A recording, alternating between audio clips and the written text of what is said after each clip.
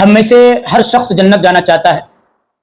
اور یہ بھی چاہتا ہے کہ وہ ہر وقت اللہ رب العزت والجلال کی حفاظت میں رہے۔ نبی کریم علیہ الصلوۃ والسلام نے ہمیں ایک ایسا آسان نسخہ بتلایا ہے جس میں زیادہ سے زیادہ 1 منٹ کا وقت خرچ ہوتا ہے، لیکن فضیلت اتنی زیادہ عظیم کہ نبی کریم علیہ الصلوۃ والسلام نے اس نسخے پر عمل کرنے کی وجہ سے اللہ تبارک و تعالیٰ کی حفاظت کا بھی وعدہ فرمایا اور جنت کی خوشخبری بھی سنائی۔ وہ نسخہ ہے ہر فرض نماز کے بعد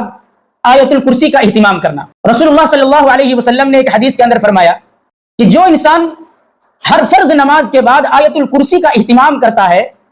تو اس کے اور جنت کے درمیان صرف موت ہی حائل ہے، یعنی جب اس شخص کی زندگی پوری ہو جائے گی، اس کی زندگی کا وقت پورا ہو جائے گا، تو یہ اللہ رب العزت والجلال کے فضل سے فوراً جنت کا مستحق ہو جائے گا۔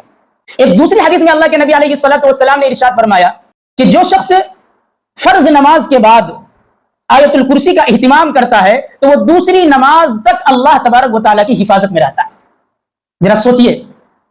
کتنا مختصر اور آسان سا عمل نبی کریم علیہ الصلوۃ والسلام نے ہمیں بتلایا، جس میں زیادہ سے زیادہ 1 منٹ کا وقت خرچ ہوتا ہے،